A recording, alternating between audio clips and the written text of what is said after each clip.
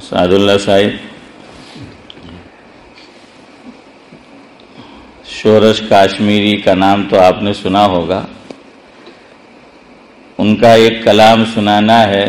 اس سے پہلے چونکہ آپ کو شعر بازار سے مناسبت ہے اس لیے آپ کی نظر کیا جاتا ہے. شاعر کہتا ہے شورش نے ویسی ہی بات کہی ہے، یہ سنو گے تو شورش کے کلام کی قدر ہوگی. کلام ایسا سنا ہوگا اکثر تم نے، کلام ایسا سنا ہوگا اکثر تم نے، سنا آج اور دل میں کل اترا ہے. کلام ایسا سنا ہوگا اکثر تم نے کہ سنا آج اور دل میں کل اترا. کہو شعر ایسا کہ ہو تیز خنجر، کہو شعر ایسا کہ ہو تیز خنجر، ادھر منہ سے نکلا ادھر دل میں اترا. کہو شعر ایسا کہ ہو تیز خنجر، ادھر منہ سے نکلا ادھر دل میں اترا. تو شورش کاشمیری نے گزشتہ بدھ کو بھی آپ کو پتا ہے کہ یہ مضمون میں نے چھیڑا تھا، اسی کی آج تکمیل کرنی ہے دارالعلوم دیوبند کے تعلق سے. تو کہ اللہ تبارک و تعالی نے کتنا بڑا کام لیا. آج جو مدینہ منورہ میں حضور کا یہ روضہ موجود ہے، روضہ مبارکہ، تو یہ کیوں بچ گیا؟ ورنہ جیسے سارے تبرکات ان لوگوں نے کیا کر دیے؟ ختم کر دیے. ان کا ارادہ اس کو بھی ختم کرنے کا تھا. تو یہ پوری تفصیل میں آپ کو سناؤں گا انشاءاللہ. لیکن اس سے پہلے شورش کاشمیری جو ایک مشہور شاعر بھی تھے اور لکھاری بھی تھے، ان کا قلم بہت اچھا تھا. تو شورش کاشمیری نے لکھا ہے اس میں کلام نہیں کہ دیوبند کا وجود، اس میں کلام نہیں کہ دیوبند کا وجود، ہندوستان کے سر پہ ہے احسان مصطفیٰ. اس میں کلام نہیں کہ دیوبند کا وجود، ہندوستان کے سر پہ ہے احسان مصطفیٰ. تا حشر اس پہ رحمت پروردگار ہو، تا حشر اس پہ رحمت پروردگار ہو، پیدا کیے ہے جس نے فدایان مصطفیٰ. اس مدرسے کی عزت و سرشت سے، اس مدرسے کی عزت و سرشت سے پہنچا ہے خاص و عام کو فیضان مصطفیٰ. اب مخبل میں ٹاٹ بھی سن لے. ہند میں جو دین کا قلعہ ہے، ہند میں جو دین کا قلعہ ہے، اکابر کی محنتوں کا صلہ ہے. ایک عالم کو جس سے نور سنت کا ملا ہے،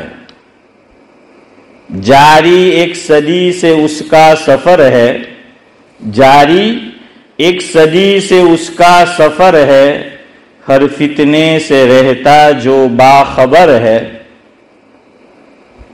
عالم میں ہے جو اس کی مقبولیت، عالم میں ہے جو اس کی مقبولیت اکابر کے اخلاص کا اثر ہے. پیدا کیے اس نے نہ جانے کتنے، پیدا کیے اس نے نہ جانے کتنے، علم کے شمس و قمر ہے. یہ گلشن سدا مہکتا رہے، یہ گلشن سدا مہکتا رہے، دعا سلام کی یہی ہر شام و سحر ہے۔ بہرحال سلطان ابن سعود جب وہ قابض ہو گئے حجاز پر، تو انہوں نے کیا کیا، جتنے تبرکات تھے ان تمام کو ایک ایک کر کے ختم کرنا شروع کیا۔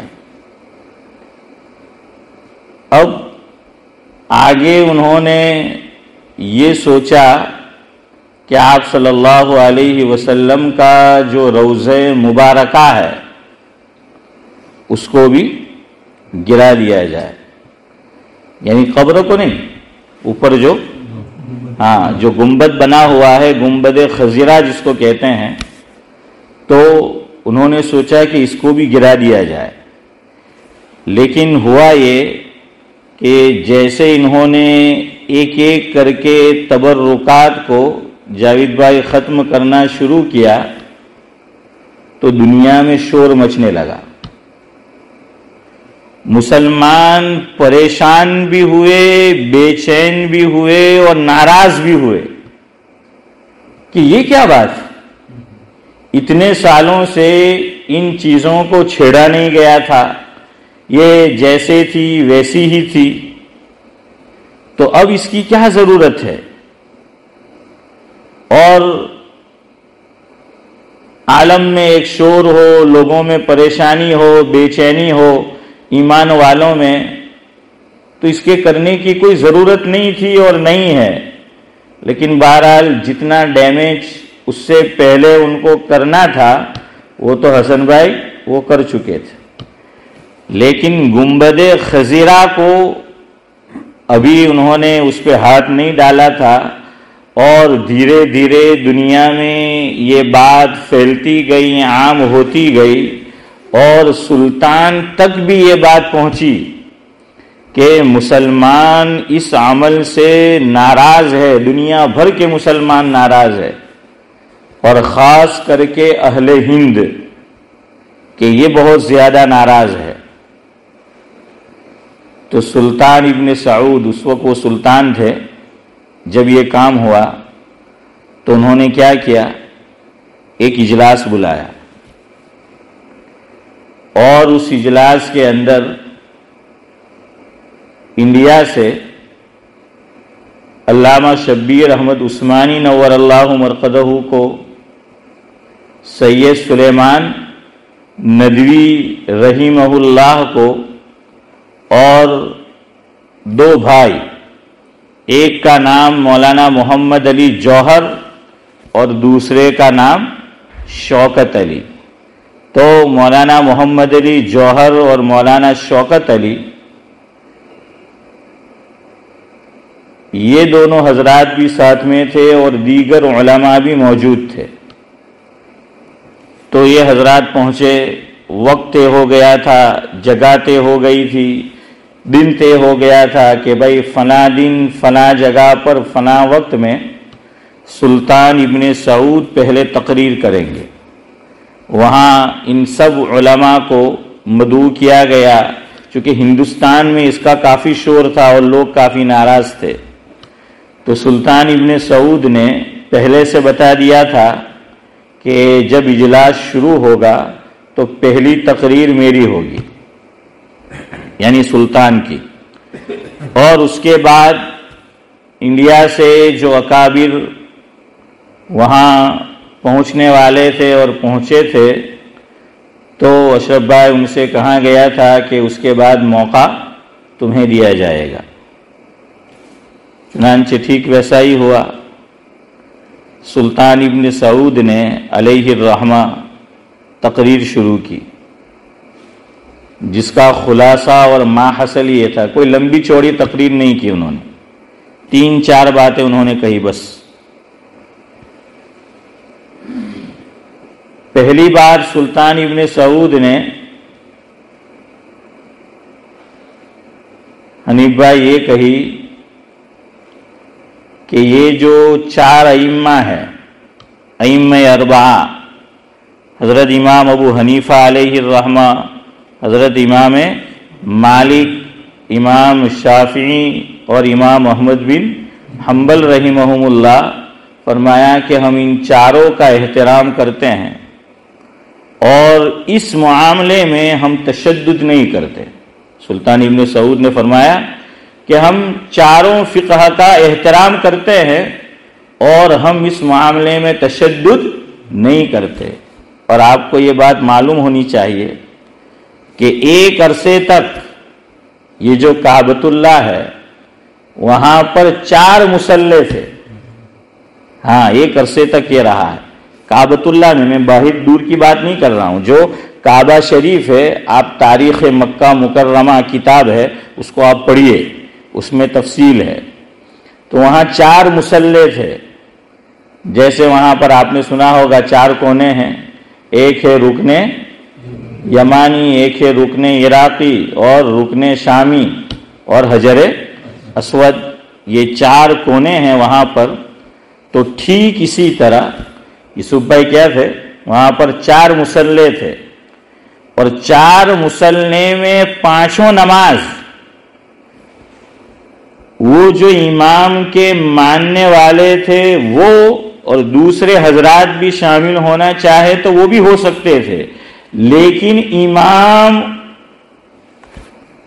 انہی کا ہوتا تھا۔ جیسے حنفی المسلک مصلی ہے تو وہاں پر جو امامت کراتے تھے وہ کون ہوتا تھا؟ امام جو ہوتا تھا حنفی المسلک ہوتا تھا۔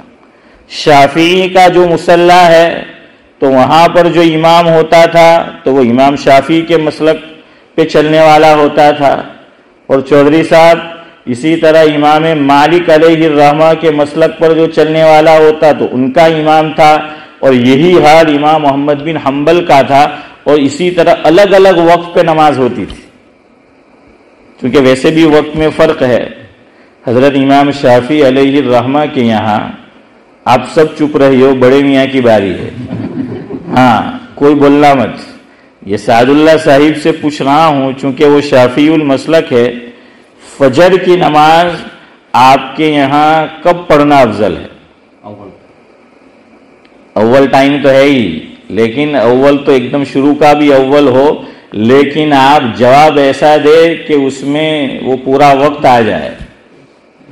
کس میں؟ اندھیرے میں۔ کس میں؟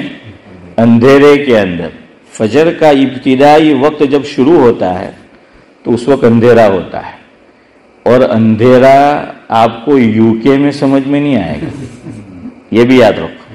اگر آپ اول وقت میں بھی گھر سے نکلے اور ابھی جو اوقات ہے چل رہے ہیں، اور ابھی جو وقت ہے ہاشم بھائی مغرب کا، عشاء کا اور فجر کا، ارے اس میں تو میں گھر سے نکلتا ہوں تو سوچتا ہوں کہ میں فجر پڑھانے جا رہا ہوں کہ مغرب میں جا رہا ہوں،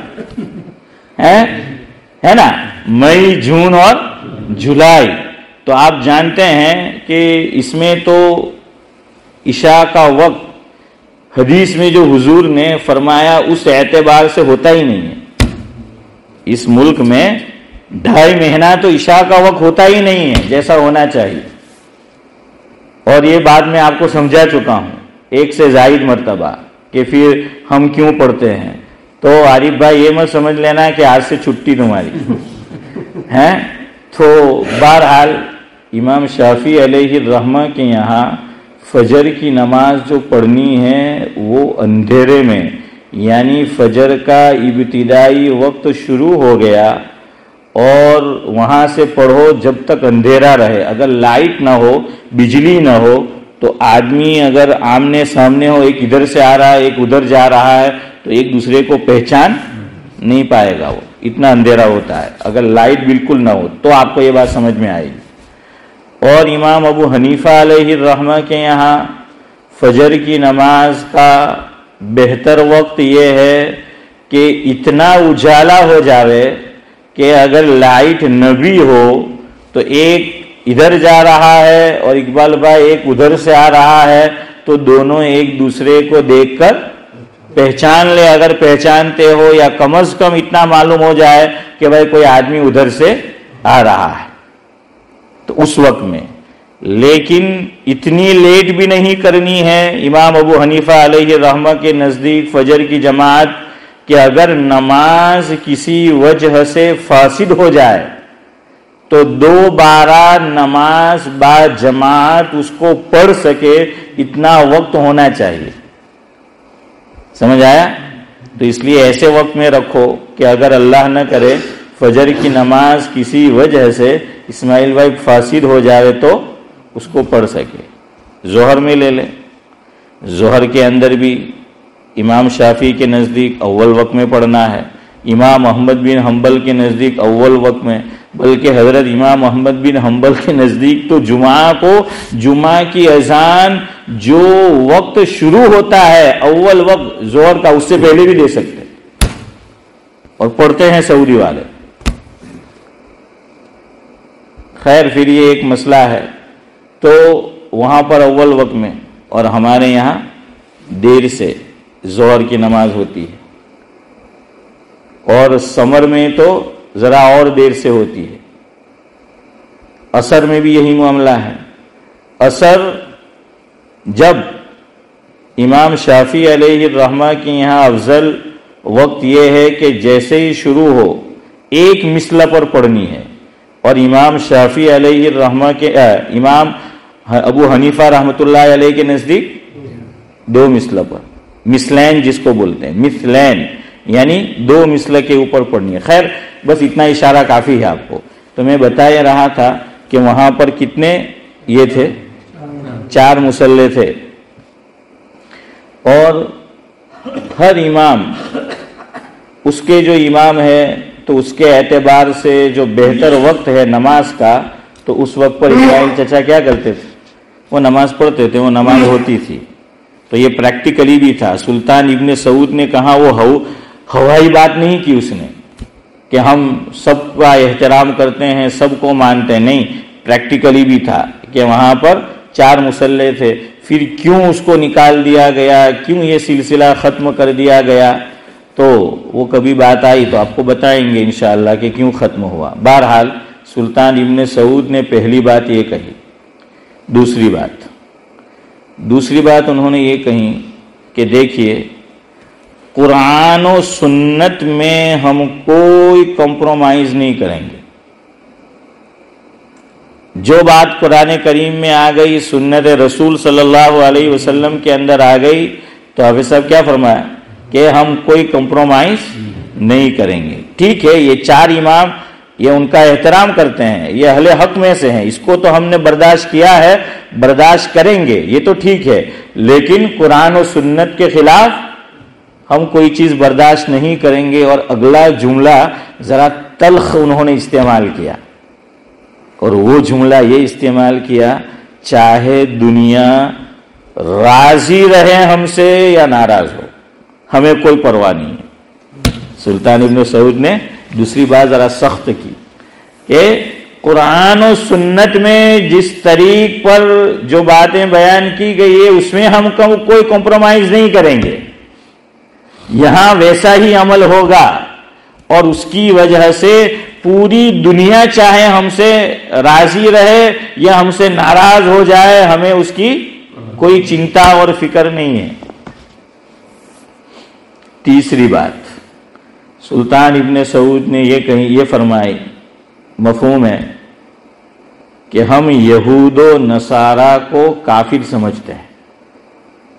اصل بات ان کو اگلی کہنی ہے، یہ تو سب کو معلوم ہے، یہ تو قرآن نے کہا ہے کہ ہم یہود و نصارہ کو کافر سمجھتے ہیں.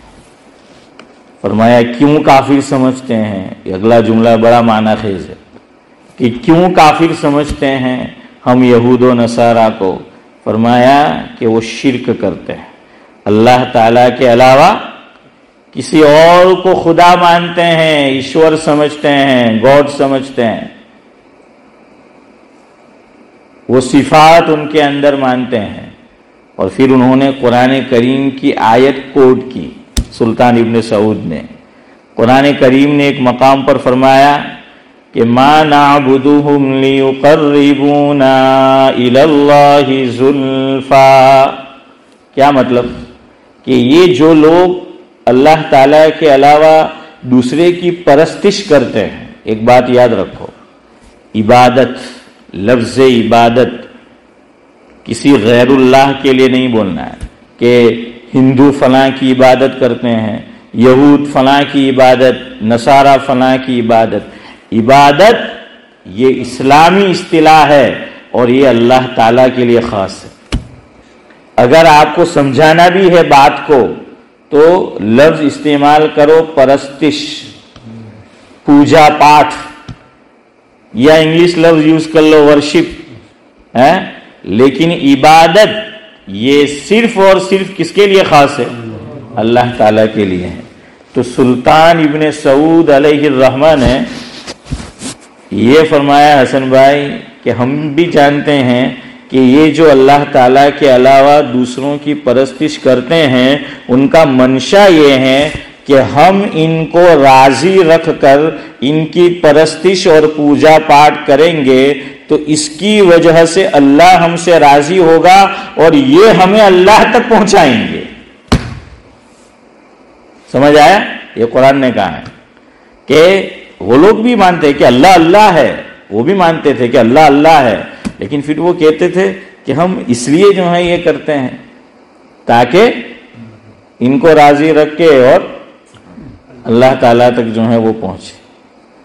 تو سلطان ابن سعود کہنا یہ چاہتے تھے کہ انڈیا کے اندر مجھے پتہ چلا ہے کہ تم قبروں کے آگے سجدہ ریز ہوتے ہو. یہ بات کہنی تھی کہ تم لوگ قبروں کے آگے سجدہ ریز ہوتے ہو، سجدے تم کرتے ہو قبر کو،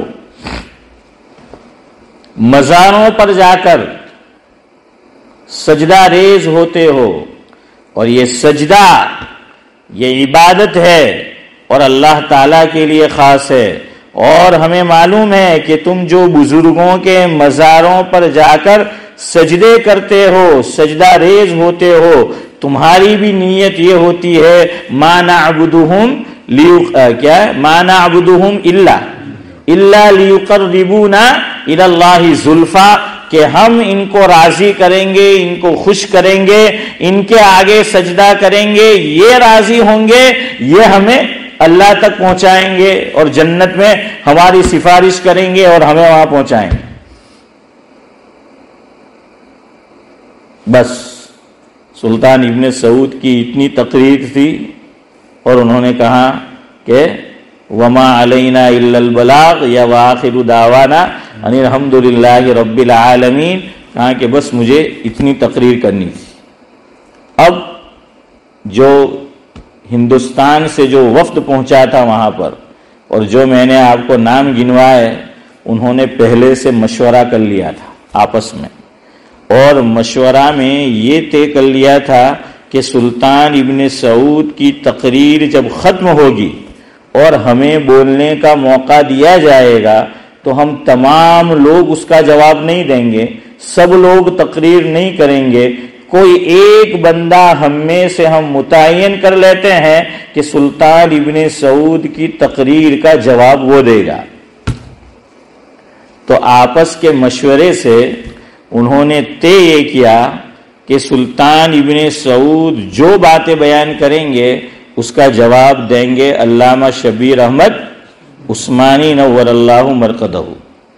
یہ ڈابھیل کے اندر بھی تشریف لائے ہمارے گجرات میں، اور ہمارے یہاں گاؤں لاجپور میں جامع مسجد برما کے چندے سے خاص طور سے وہ کر کے توتی بولتی تھی برما کی، ہمارے شعیب بھائی جانتے ہیں، تو برما کے تو وہ توتی بولتی تھی وہاں پر، تو وہاں سے چندہ کر کے صورتی جامع مسجد ہے، ہمارے مولانا مرغوب احمد صاحب لاجپوری نور اللہ مرقدہ وہاں کے مفتی تھے، مفتی رنگون، تو وہ چندہ کر کے لائے تھے. پہلا جمعہ جو پڑھایا تھا وہاں پر مسجد بننے کے بعد، تعمیر کے بعد، وہ علامہ شبیر احمد عثمانی رحمۃ اللہ علیہ تھے، اور انہوں نے تقریر فرمائے تھے ہمارے گاؤں میں. پاکستان، مملکت پاکستان جب وجود میں آیا تو قائد اعظم محمد علی جناح علیہ الرحمہ نے ان کی نظر جس شخصیت پر پڑی، اس وقت دو جگہ پرچم کشائی ہوئی تھی، کہ ایک کراچی میں، اس وقت اسلام آباد دارالحکومت نہیں تھا، اور ہے نا اور دوسرا ڈھاکہ کے اندر، ایک مشرقی پاکستان اور دوسرا مغربی پاکستان. تو محمد علی جناح علیہ الرحمہ نے خود پرچم کشائی نہیں کی، بلکہ علامہ شبیر احمد عثمانی علیہ الرحمہ بڑے ذہین و فطین شخص تھے، تو ان سے پہلا پرچم یہ لہرایا تھا. اور ادھر جو اب بنگلہ دیش ہے انیس الزما صاحب، تو وہاں پر علامہ ظفر احمد عثمانی نور اللہ مرقدہ، انہوں نے پہلا پرچم لہرایا تھا، پرچم کشائی کی تھی. تو علامہ شبیر احمد عثمانی نور اللہ مرقدہ نے اب تقریر شروع کی. لیکن میں علامہ شبیر احمد عثمانی کی تقریر شروع کروں، یعنی اپنی تقریر، کہ ان کا مفہوم، تو وقت تو اجازت نہیں دیتا، کہ وقت تو جو ہے وہ ہو گیا ہے. چلے بہرحال 4-5 منٹ آپ کی لے لیتا ہوں، 35 تک ختم کرتا ہوں، کچھ اشارہ کر دوں. اب دیکھیے اللہ تعالیٰ نے ہمارے اکابر کو کیسے علوم سے نوازا تھا، زبردست بہترین دفاع کیا، اور قرآن و سنت سے دفاع کیا، اور باتیں ایسی بیان کی کہ سلطان ابن سعود کے کانوں سے گزر کر دماغ میں اور دماغ سے ہو کر دل میں گھر کر گئی. اور سلطان ابن سعود نے، دیکھیے عرب میں ایک خوبی ہے، عربوں میں جو واقعی عرب ہوگا تو اگر اللہ نے آپ کو کمال دیا ہے وہ تسلیم کرے گا، عرب وہ تسلیم کرے گا. ویسے بھی وہ آپ کو شیخ بولے گا. نہ اپنا لوگ کو تھی تو مولانا بھی نہیں ہے، مولوی ہے. یوسف بھائی مولوی بولوانو اندازہ جو وہ بٹلا ہے. اور بعض تو اسے دیکھیں ملا، یہ ملا جس پیرائے میں اور انداز میں بولا جاتا ہے تو الفاظ میں رس گلہ نہیں ہوتا، لہجے میں رس گلہ نہیں ہوتا، تو اس طریقے سے اس کو بولا جاتا ہے. لیکن شیخ عرب کو اللہ نے یہ صفت دی عربوں کو کہ وہ مان لیتے ہیں، جو ان کو ماننا ہے وہ مان لیتے ہیں. دوسری بات، عربوں میں ایک خوبی رکھی ہے اللہ تعالیٰ نے، اس لیے علماء نے اس پہ بحث کی ہے کہ اللہ رب العزت نے نبی کریم صلی اللہ علیہ وسلم کو عربوں میں کیوں مبعوث فرمایا، مکہ مکرمہ میں ہی کیوں مبعوث فرمایا. اس میں بھی چاہتے تو ہجرت گاہ مدینہ شریف تھی، وہیں پیدا کرتے حضور کو، وہاں حضور کی ولادت ہوتی، لیکن مکہ میں کیوں؟ تو اس کا جواب دیا ہے اور عقل تسلیم کرتی ہے. فرمایا مکہ والوں میں جو عرب تھے ان میں منافقت نہیں تھی. ماننا ہے مان لیں گے، کہنا ہے تمہارے منہ پہ کہہ دیں گے، نہیں ماننا ہے نہیں مانیں گے. دل میں کچھ زبان پہ کچھ، یہ وہ لوگ نہیں کرتے تھے. اس لیے دیکھیے کوئی منافق تھا ہی نہیں مکہ مکرمہ. پھر حضور نے جب ہجرت کی ہے مدینہ، وہاں یہ منافق تھے. تو یہ تھا ان کے اندر کہ ساتھ دیں گے تو ڈٹ کر ساتھ دیں گے، 9 مئی کے بعد بھی کھڑے رہیں گے، روزانہ نئی نئی کانفرنس نہیں کریں گے. شعیب بھائی سمجھ رہے؟ ہاں، کہ دیں گے تو پورا جو ہے وہ ساتھ دیں گے. وہی رٹی رٹائی تقریر نہیں کریں گے کہ پوچھنا پڑے رپورٹر کو کہ اسپیلنگ میں بھی کوئی چینجز نہیں ہے. تو خیر بہرحال یہ تھا. اس لیے اللہ رب العزت نے مبعوث فرمایا کہ جو ایمان لائیں گے ڈٹ جائیں گے. ہاں، چاہے تپتی ہوئی ریت پر ان کو لٹایا جائے، اور نہیں ماننا ہے نہیں مانیں گے. یہ تھی صفت ان کے اندر. تو آج بھی عربوں میں 2 صفت ہے، ایک یہ مہمان نواز ہوتے ہیں، ہاں، اور دوسرا ان کو بات سمجھ میں آئی وہ آپ کی تعریف کریں گے، وہ مان جائیں گے. اور ہمارے یہاں کبھی تعریف کی بھی ہیں، سعد اللہ بھائی نے تعریف کی تو جاوید بھائی پوچھیں گے کیا تمہیں تو انہیں نہیں مانے تعریف، تو کہ ہوں کرے موقع جو تو بولو پڑیں گے، باقی آج بھی آپ تو کہیں خود بنو نہیں رہتے، تو بھائی جا کے مکر جاتے. تو بہرحال سلطان ابن علامہ شبیر احمد عثمانی 2 باتیں سن لے، پھر مجلس ختم کرتا ہوں. پہلی بات یہ کی، یہ چیز بھی سیکھنے کی ہے. سب سے پہلے علامہ شبیر احمد عثمانی علیہ الرحمہ نے سلطان ابن سعود کا شکریہ ادا کیا کہ ہم آپ کے شکر گزار ہیں کہ آپ نے ہمیں اپنی معروضات پیش کرنے کا موقع دیا، آپ نے ہمیں دعوت دے کر یہاں بلایا انڈیا سے، یہ حکومت کے خرچے پہ آئے تھے کہ آپ نے ہمیں یہاں پر بلایا اور یہ بھی تعریف کی کہ ہم یہاں پر آئے، آپ نے ہماری مہمان نوازی خوب کی، آپ نے ہماری مہمان نوازی خوب کی۔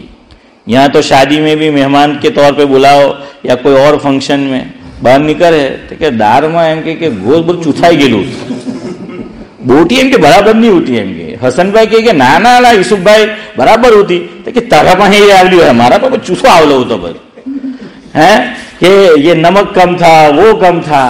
تو پہلے لوگ کھلا کر خوش ہوتے تھے، میرے والد مرحوم فرماتے تھے فاروق بھائی، اور آج کم بخت لوگ کھا کے بھی خوش نہیں ہوتے، وہ بھی باہر جا کے برائی کرتے ہیں۔ تو دیکھیے یہ چیز سیکھنے کی ہے۔ تو انہوں نے شکریہ ادا کیا دو باتوں کا کہ ایک آپ نے ہمیں موقع دیا یہاں پر ہماری معروضات پیش کرنے کا، آپ نے ہماری مہمان نوازی خوب کی۔ پھر جواب دیا کہ پہلی بات آپ کی کہ قرآن و سنت کے خلاف ہم کوئی بات سنیں گے نہیں اور وہی کریں گے جو قرآن و سنت میں ہے، چاہے دنیا راضی ہو یا دنیا ناراض ہو۔ تو علامہ شبیر احمد عثمانی علیہ الرحمہ نے فرمایا کہ جہاں پناہ، یہ نہیں کہا یہ میں کہہ رہا ہوں کہ جہاں پناہ، اس لیے آپ سن لیں کہ ہم بھی یہی بلیو کرتے ہیں کہ قرآن و سنت ہی اصل ہے، اس کے خلاف کوئی بات ہے ہم بھی برداشت نہیں کرتے۔ سوال پیدا نہیں ہوتا کہ قرآن و سنت جو ہے وہی اصل ہے۔ تو جو آپ کا بلیو ہے، جو آپ کا عقیدہ ہے، جو آپ صحیح سمجھتے ہیں، تو میں یہ بات صاف کر دوں، علامہ نے فرمایا ہم بھی وہی سمجھتے ہیں۔ رہی بات کہ انڈیا میں لوگ قبروں کے آگے سجدہ ریز ہوتے ہیں، اور آپ نے کہا کہ جیسے یہود و نصارہ یہ کافر ہے غیر اللہ کی پرستش کر کے، تو یہاں بھی غیر اللہ کی پرستش کی جا رہی ہے، تو یہ بھی اسلام سے خارج ہو گئے، نکل گئے۔ تو علامہ نے اس کا جواب دیا، ذرا تفصیل طلب ہے، اب وقت ہو گیا ہے، آپ کو بھی نکلنا ہے اور مجھے بھی نکلنا ہے، انشاءاللہ یار زندہ صحبت باقی۔ کل آپ لوگ تعلیم کر لینا، ہماری فیملی لندن ہی میں ایک جگہ رہتی ہے، تو وہاں سے حج میں جا رہے ہیں، تو وہ لوگ کہہ رہے تھے کہ ہم ملنے آئیں گے۔ میں نے کہا نہیں، آپ مبارک جگہ جا رہے تو ہم ملنے آئیں گے۔ تو بہرحال وہاں ملنے جانا ہے، تو اس لیے آپ تعلیم کر لیں، آپ سے انشاءاللہ آپ کا پیر آپ کو بروز پیر ملے گا۔ سبحان اللہ وبحمدہ، سبحان